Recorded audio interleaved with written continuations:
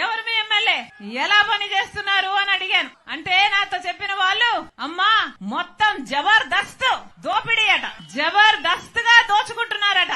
ఎలా ఉంది మీ ఎమ్మెల్యే అంటే, ఎమ్మెల్యే కాదమ్మా మంత్రి అన్నారు. పోనీ ఎలా ఉంది అంటే, మాకు ఒకరు కాదమ్మా నలుగురు మంత్రులు అన్నారు. నలుగురు ఏంటన్నా అంటే, ఎమ్మెల్యే గారు మంత్రి అట, భర్త మంత్రి అట, వాళ్ళ అన్నలిద్దరు కూడా మంత్రులేడట. యథేచ్ఛగా జబర్దస్త్ గా దోచుకుంటున్నారట. గ్రావెల్ వదలరంట, చెరువులోని మట్టి వదలరంట, ఇసుక వదలరంట, ఏది గాని వదలరంట.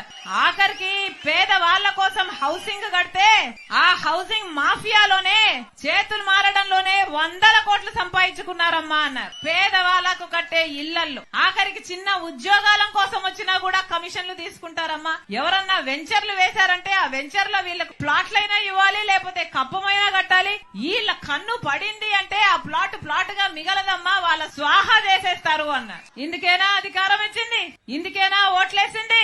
ఎక్కడ చూసినా అవినీతి, ఎక్కడ చూసినా డబ్బులమయం. ప్రజల గురించి ఆలోచన చేసేవాడు ఎవరైనా ఉన్నారా అంటే ఒక్కరు కూడా లేదు. ఇలా తయారైంది కదా. రాజశేఖర్ రెడ్డి బిడ్డను నన్ను అంటుంది, నేను అక్కడ తెలంగాణలో పార్టీ పెట్టానట, తెలంగాణలో పార్టీ పెట్టక ముందు నేను కాంగ్రెస్ పార్టీని దూషించానట, ఇప్పుడు కాంగ్రెస్ పార్టీలో ఎలా చేరాను అని అంటుంది. అమ్మా రోజమ్మా, మీకు గుర్తులేదేమో, నేను గుర్తు చేస్తాను. మీరు తెలుగుదేశం పార్టీలో ఐరన్ లెగ్ అన్న పేరుతో మీరు పిలువబడినప్పుడు రాజశేఖర్ రెడ్డి గారి గురించి మీరు ఎంతగా దూషణలు చేశారో ప్రజలు ఇంకా గుర్తే ఉన్నాయి.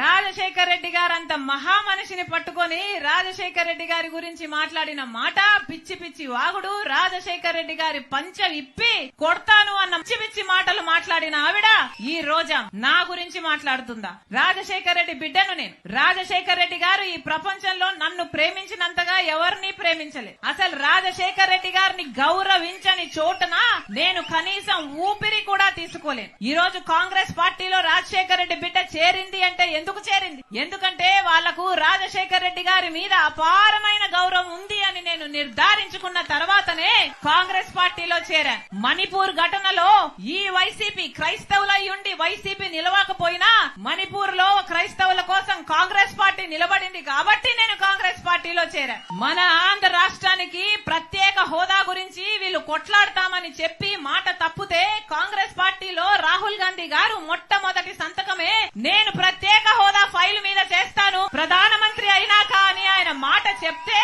తర్వాత చేరాను నేను కాంగ్రెస్ పార్టీలో. నా గురించి మాట్లాడుతున్నారా? పైగా తెలంగాణలో పార్టీ పెట్టానట, నేను మూసేసి ఇక్కడికి ఎందుకు వచ్చాను అని అడిగింది. అమ్మా నేను వైఎస్ఆర్ తెలంగాణ పార్టీ అని పార్టీ పెట్టిన మాట నిజమే, అది మూయలేదు తల్లి.